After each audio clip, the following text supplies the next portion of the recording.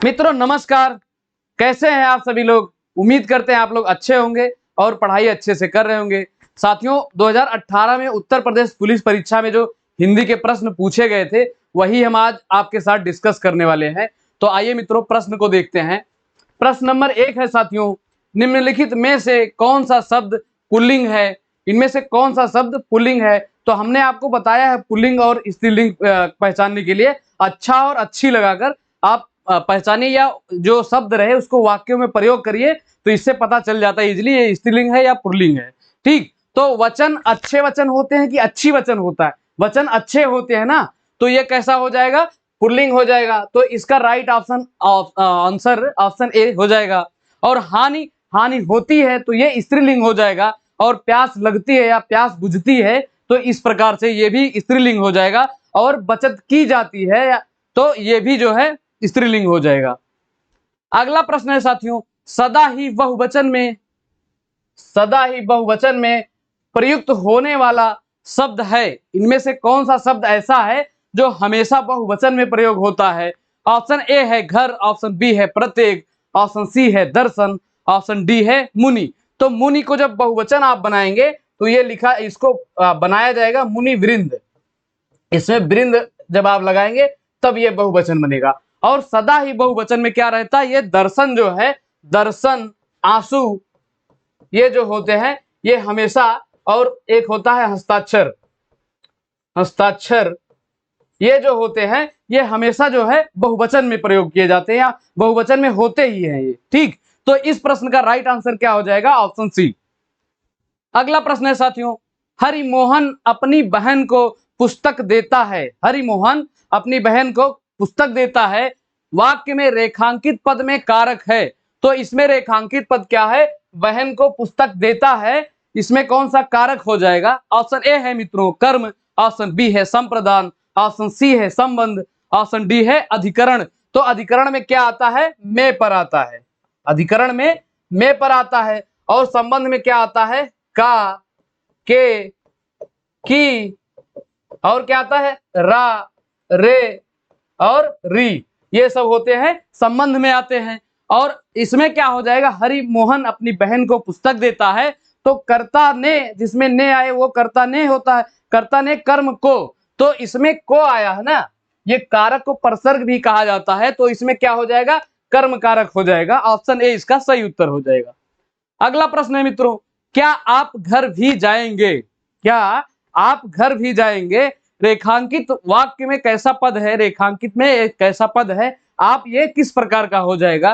तो option A है मित्रों संज्ञा, ऑप्शन बी है विशेषण, ऑप्शन सी है सर्वनाम, ऑप्शन डी है क्रिया।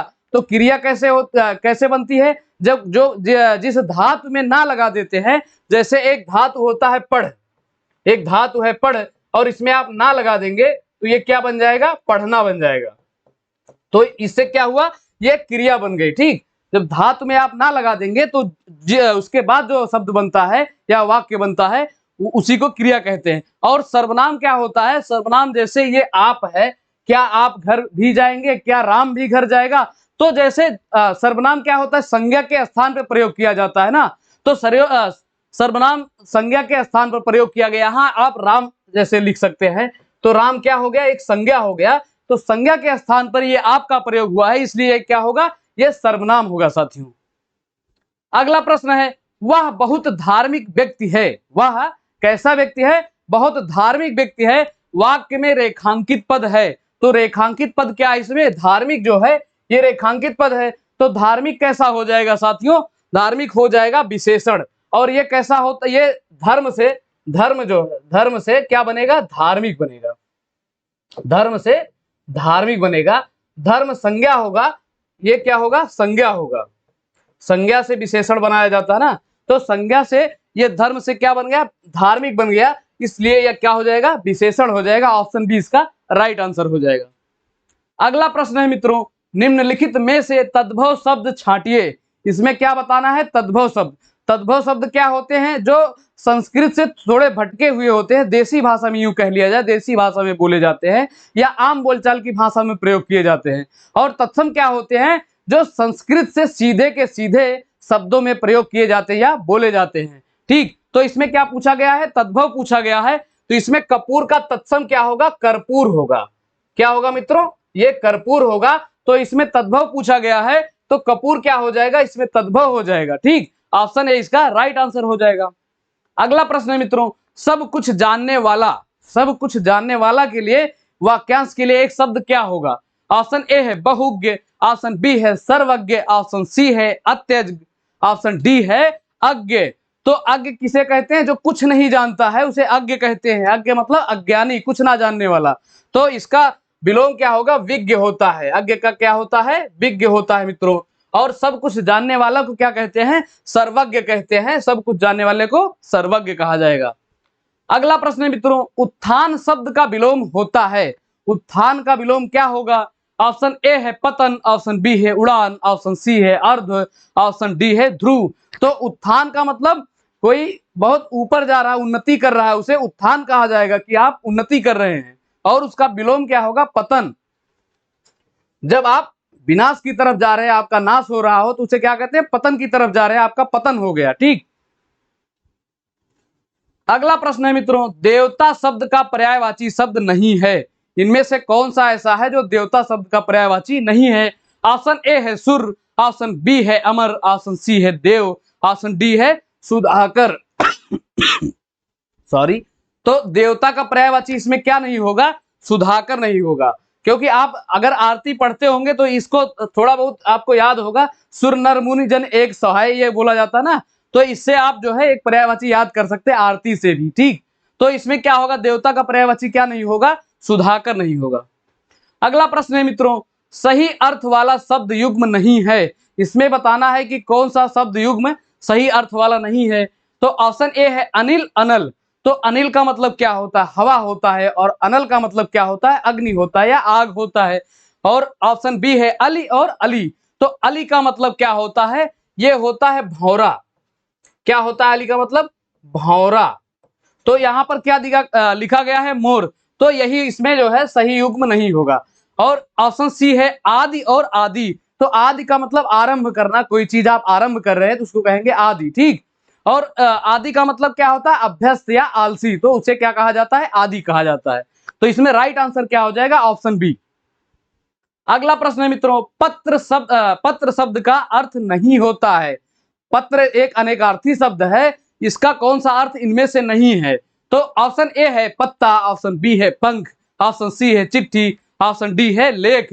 तो पत्र का अनेकार्थी शब्द पत्ता भी होता है, चिट्ठी भी होती है और पंख भी होता है। लेख कभी भी जो है इसका अनेकार्थी शब्द नहीं होगा। ठीक, तो ऑप्शन डी इसका राइट आंसर हो जाएगा।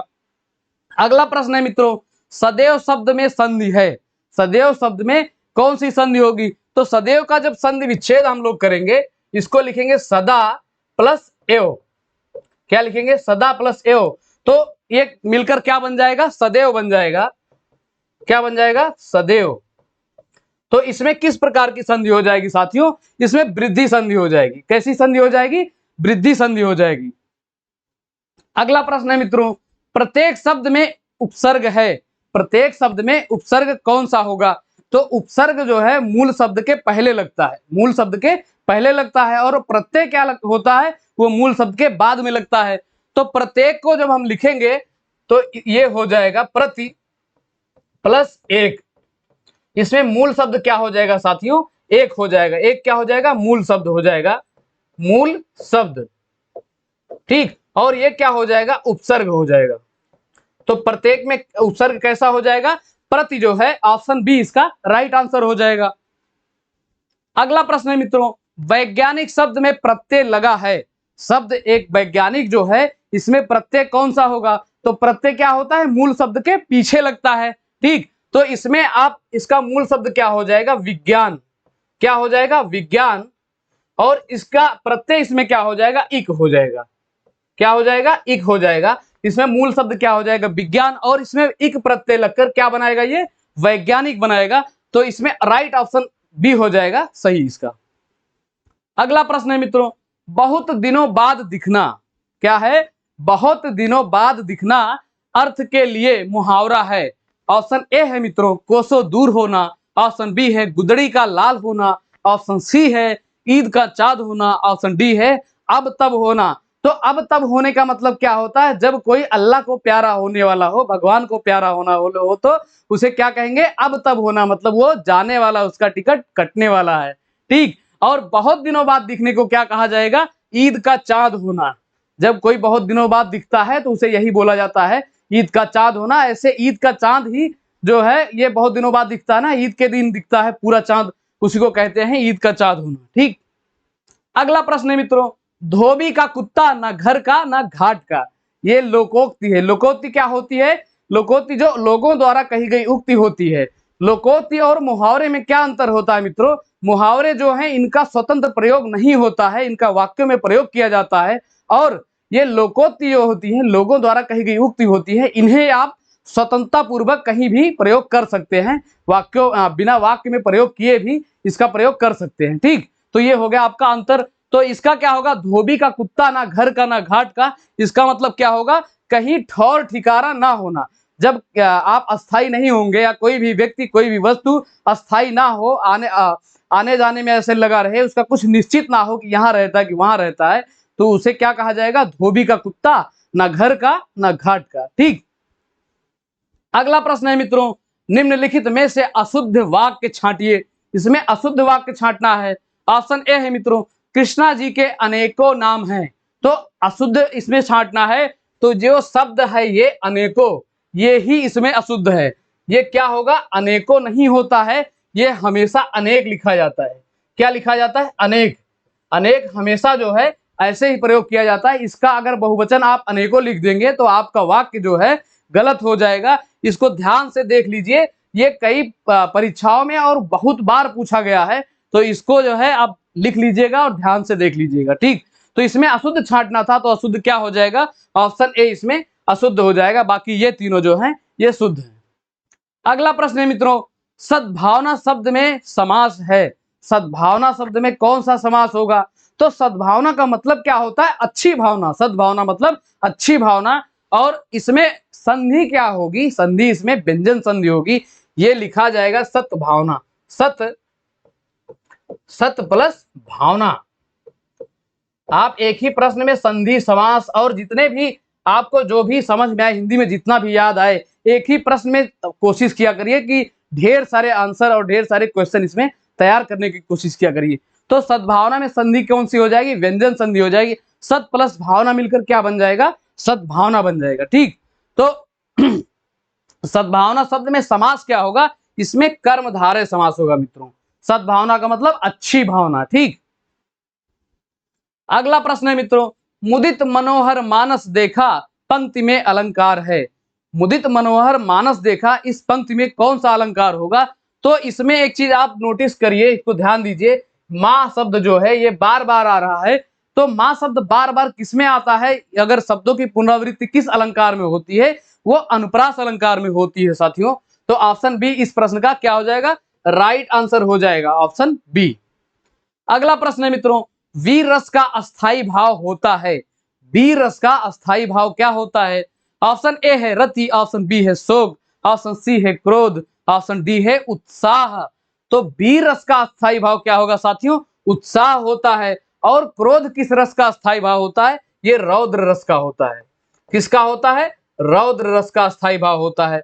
और रति जो होता है ये श्रृंगार रस का अस्थाई भाव होता है, श्रृंगार रस का। ठीक। इसे रत या प्रेम कहा जाता है, श्रृंगार रस का। श्रृंगार रस दो प्रकार के होते हैं, वियोग श्रृंगार और संयोग श्रृंगार। ठीक। अगला प्रश्न है मित्रों, दामिनी दमक रही घन माही खल के प्रति जथा स्थिर नाही। स्थिर नाही, तो इसमें इन पंक्तियों में कौन सा छंद है, तो ऑप्शन ए है सवया, ऑप्शन बी है दोहा, ऑप्शन सी है चौपाई, ऑप्शन डी है सोरठा। तो इन पंक्तियों में मित्रों आइए हम मात्राओं को गिनते हैं। तो इसमें क्या कितनी मात्राएं, दो हो गया, इसमें एक हो गया, इसमें भी एक हो जाएगा, ये भी एक, ये भी एक, एक, और इसमें भी एक, ये दो हो जाएगा, और ये भी एक, ये भी एक, और ये दो हो गया, ये दो हो गया। तो दो दो चार, चार दो छह, छह दो आठ, एक नौ, 10 11 12 13 14 और दो 16। तो 16 मात्राएं मित्रों किसमें होती हैं, ये होती हैं चौपाई में होती हैं। हम एक को गिन लिए हैं, आप इसको गिन लीजिएगा, ये समान है दोनों। ठीक। चौपाई, इसमें इस पंक्तियों में कौन सा छंद है? चौपाई छंद है कि इसके प्रत्येक चरण में 16-16 मात्राएं होती हैं, इसीलिए इसको सममात्रिक छंद कहा जाता है। क्या कहा जाता है? सममात्रिक छंद। ठीक। अगला प्रश्न है मित्रों, निम्नलिखित में से भाववाच्य का उदाहरण कौन सा है? इसमें वाच्य बताना है। भाववाच्य, वाच्य कितने प्रकार के होते हैं साथियों? वाच्य 3 प्रकार के होते हैं, कर्मवाच्य, कर्तवाच्य और भाववाच्य। ठीक, तो इसमें भाववाच्य पूछा गया है, तो भाववाच्य की मुख्य पहचान है, इसमें आपको निगेटिव सेंटेंस या नकारात्मक वाक्य जरूर मिल जाएगा। ये जैसे इसमें नहीं आ जाता है वैसे आप इसको पकड़ लेते हैं और इसमें क्या लगा देते हैं? सही उत्तर। भाववाच्य हो जाएगा शीला से खाया नहीं जाता, इसमें क्या हो जाएगा? भाववाच्य हो जाएगा। अगला प्रश्न है मित्रों, नेताजी ने कहा था तुम मुझे खून दो मैं तुझे आजादी दूंगा। क्या कहा था? तुम मुझे खून दो मैं तुम्हें आजादी दूंगा। इस वाक्य में कारक चिन्ह लगा है, इसमें विराम चिन्ह पहचानना है। कौन सा विराम चिन्ह है? यहाँ कारक नहीं होगा, यहाँ विराम चिन्ह होगा। इसको काट के क्या होगा? विराम चिन्ह होगा। तो नेताजी ने कहा था तुम मुझे खून दो मैं तुम्हें आजादी दूंगा, इसमें कैसा विराम चिन्ह है? ये उद्धरण चिन्ह है। क्या है? उद्धरण चिन्ह है। जब ऐसे लगा हो तो ये होता है उद्धरण चिन्ह। ठीक, तो इसका ऑप्शन सी राइट आंसर हो जाएगा। अगला प्रश्न है मित्रों, वह काम नहीं करता वाक्य में अव्यय पद है। वाक्य में अव्यय पद कौन सा होगा? तो अव्यय क्या होता है? अव्यय अविकारी होता है। अव्यय ही एक इकलौता ऐसा है जिसको जहां पर आप प्रयोग करेंगे वहां पर कोई विकार नहीं उत्पन्न होगा, जिसमें जिस वाक्य में जिस पद में अव्यय रहेगा वहां अगर उसको कहीं प्रयोग करेंगे तो उसको उसमें जो है कोई विकार उत्पन्न नहीं होगा। कहने का मतलब अव्यय अविकारी होता है। ठीक, तो इसमें किसमें है? वह काम नहीं करता है।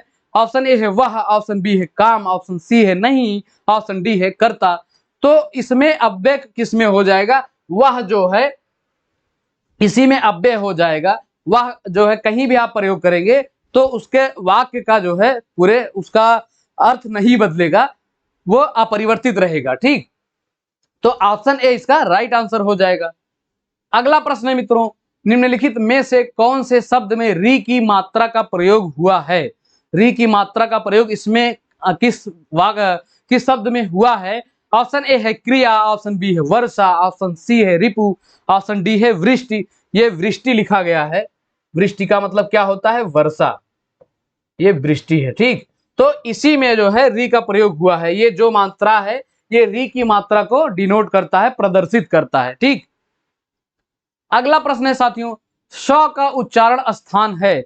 ये ऐसे देखिए, श 3 प्रकार, श ख श ह। तो ये जो होता है ये श बोला जाता है और इसको ख बोला जाता है। क्या बोलता है? खटकोड़ वाला ख, और एक बोला था श। ठीक, ये तीनों श है।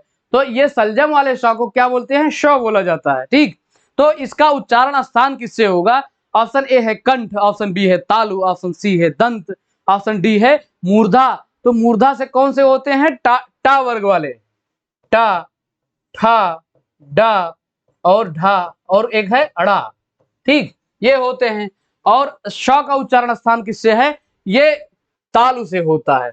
इसमें तालु में कौन सा आता है? च वर्ण आता है। च, छ और ज, ज, झ और या या ना बोलते हैं, और आते हैं या और श।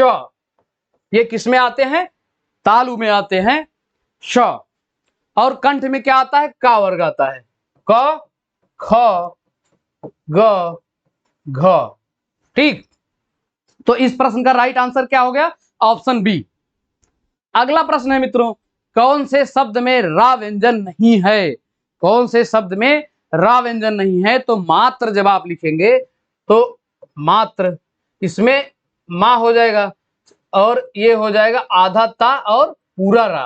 तो इसमें रा व्यंजन का प्रयोग हुआ है। मूर्धा में भी रा व्यंजन का प्रयोग हुआ है क्रम में। और जब आप मातृभूमि लिखेंगे तो ये मात्रा जो है ये ऐसे जो लगती है ये री की मात्रा है। तो ऑप्शन डी जो है मातृभूमि, इसी में रा व्यंजन का प्रयोग नहीं हुआ है साथियों। अगला प्रश्न है, संज्ञा का भेद नहीं होता है, इनमें से कौन सा संज्ञा का भेद नहीं है? ऑप्शन ए है व्यक्तिवाचक, ऑप्शन बी है जातिवाचक, ऑप्शन सी है निजवाचक, ऑप्शन डी है भाववाचक। तो निजवाचक कोई संज्ञा नहीं होती है। ठीक, निजवाचक कोई संज्ञा नहीं होती है। ऑप्शन सी इस प्रश्न का राइट आंसर हो जाएगा।